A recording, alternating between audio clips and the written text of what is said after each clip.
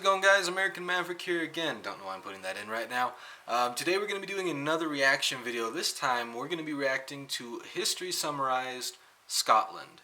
Now, I'm particularly interested about this because I've been trying to do a little bit more of my own family history, and pretty much my bloodline can be chunked up into three different sections. One is Hispanic, one is Germanic, and the third is Scottish. And so I'm pretty excited to learn a little bit more about this, and without further ado, let's just hop right into things. In researching this video, I very quickly learned a valuable lesson about how little the Scots mess around. Okay, I thought, the Scots and the English hate each other, sure, but it can't be that bad, honestly. So I took a little peruse to see how many times the two actually fought each other, and sweet Mother Mary, that is a lot of stabbing! Scotland, who hurt you?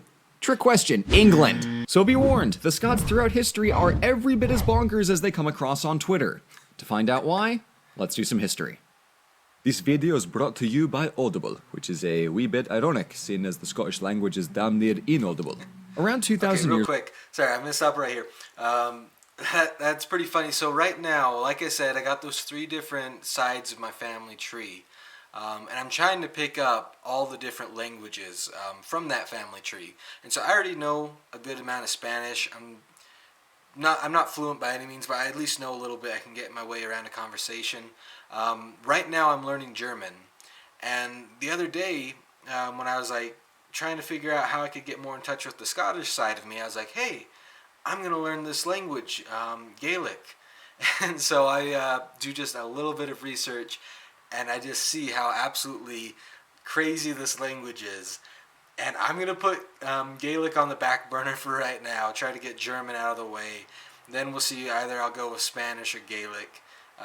The upside is I have learned three languages in my life, and I learned that once you pick up an extra language, it's just easier after that, but it still takes a lot of time and practice. But that was pretty funny, because yeah, I absolutely love the language, Scottish language, that Gaelic. I love the way it sounds. I love really everything about it. It's a really beautiful language, but I imagine it's going to be pretty difficult for me, so I'm going to hold off on learning that for just now.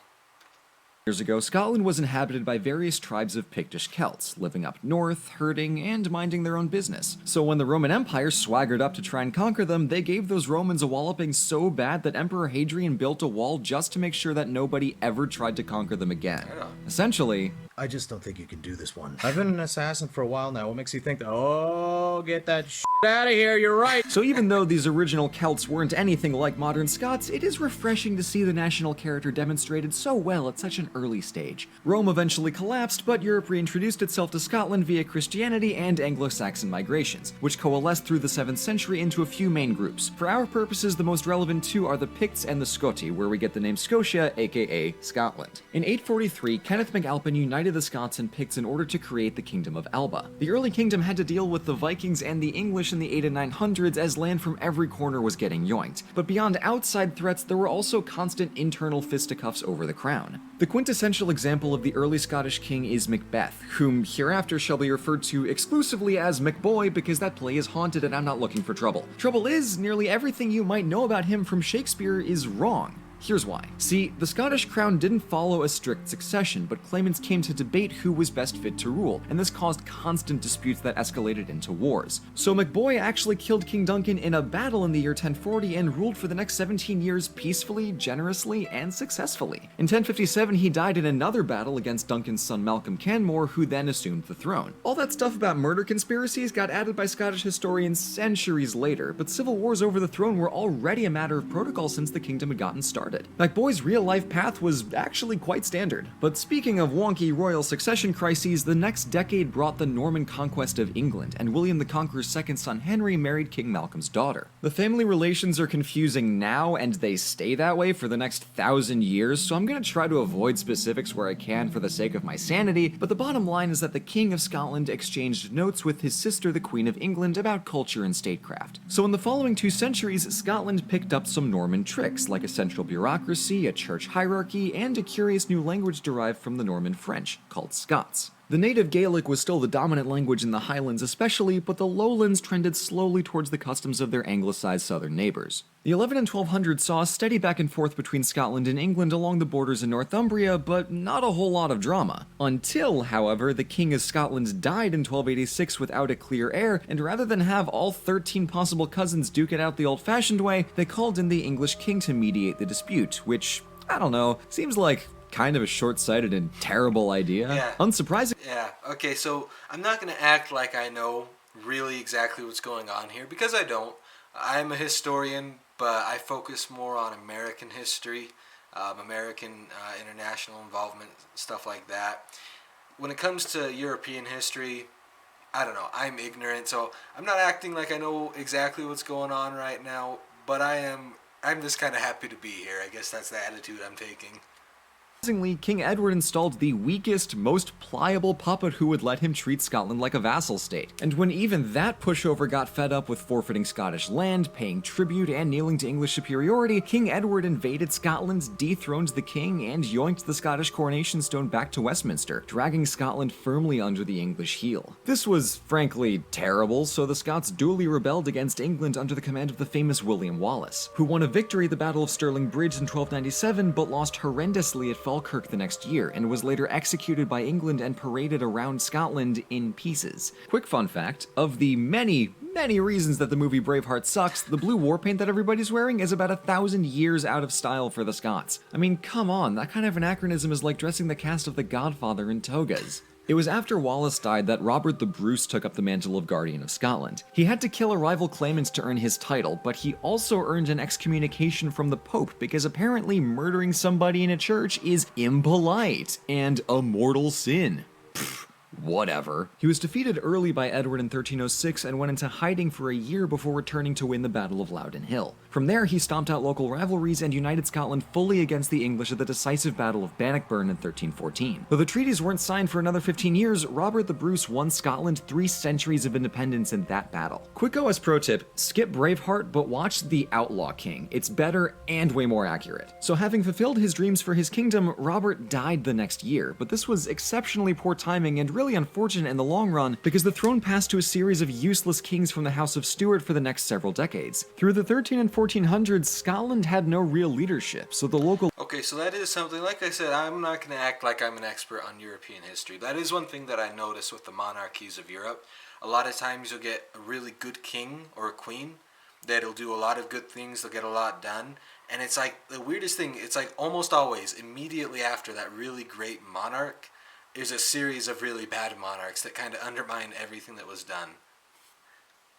The lords started throwing hands, or more accurately, claymores. In this case, the warring states were actually the dozens of clans scattered across the lowlands and highlands. Mercifully, England had just gotten sucked into the 100 Years' War with France, so Scotland was free to be its own antagonist the way God intended. And although the Stuart clan still held the crown, other families like the Douglas clan were regularly challenging them for land and power. Some progress came with King James I in 1406, who sent 12,000 Scotsmen to fight with France against England in the 100 Years' War, winning big and returning home in a strong position to consolidate many of the clans under his crown and reform the kingdom. Unfortunately, he got assassinated and it was right back to the seesawing balance of power between kings, regents, lords, and clans. Even after James, the Highlanders still largely spoke Gaelic and paid little heed to the culture or politics of the anglicized royal court in the lowlands. The king could say whatever he wants down in Edinburgh, but unless he personally marches up to Inverness to tell Clan Fraser in person to pay their taxes, it's not gonna happen. And one king even tried that, but still nothing happened. It's just all very Game of Thronesy for a couple centuries, and I mean, heck, it's at this time that the War of the Roses is raging on just down the street.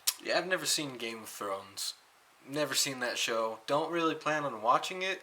I don't know. Is it good? Let me know. I've heard mixed things about it. It seems like a long thing, and it seems like I'm already kind of late to the party to just be getting into it. But on a side note, you see all those pictures of Scotland, absolutely beautiful place. I'd love to be able to go there.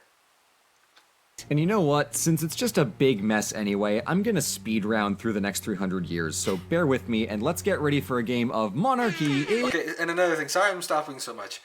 I don't know. Maybe it's because I'm an American. I don't know. You just say that, you skip over 300 years, like it's nothing. And I think that's longer than my country has been a thing. And so that's one thing us Americans have a hard time with when it comes to history, is understanding just how big the world is and how big history and how long it is and how relatively new of a country and a people we are.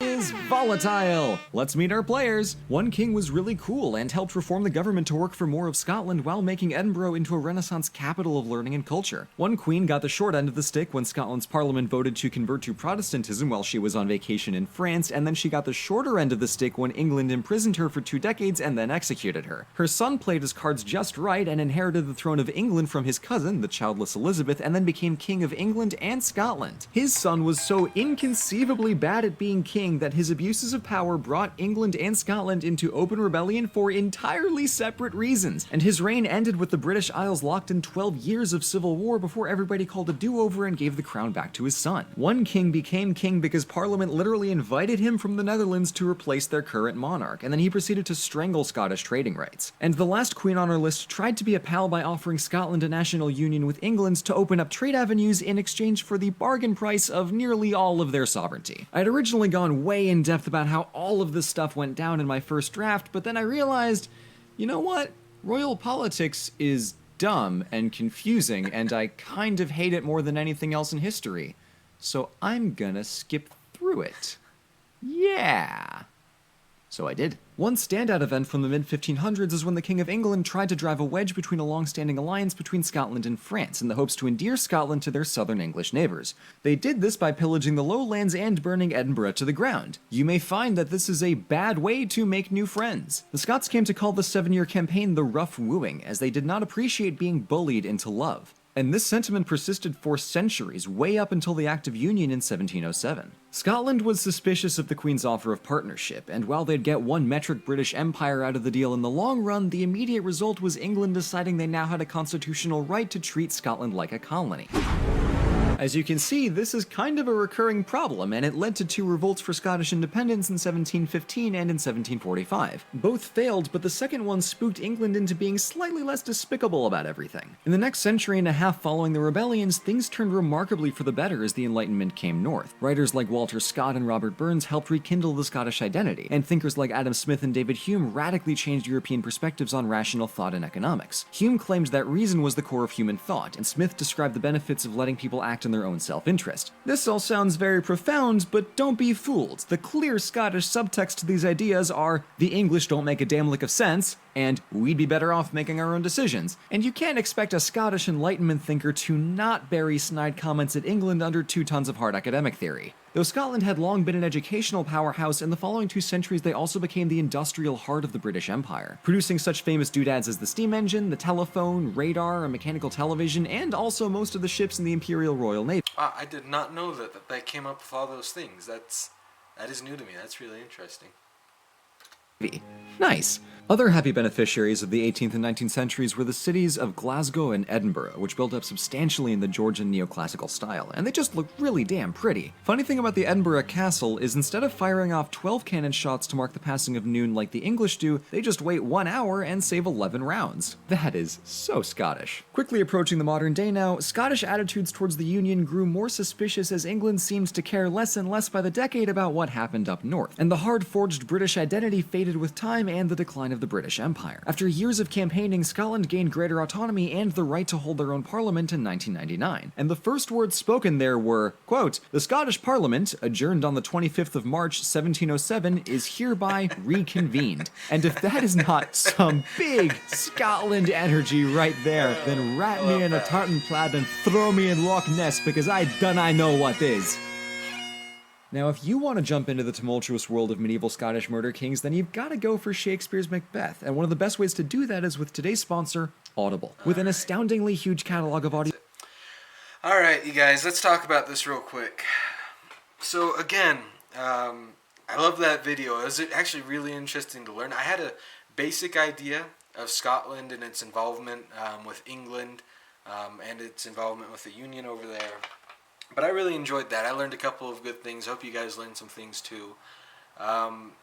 Again, if you guys have any other types of videos that you want me to watch, feel free to comment them recommend them, and I'll see what I can't do. Again, I'm new to reacting to videos like this on my channel, but I want to do more of that. I hope you guys enjoy this video, and we'll see you next time.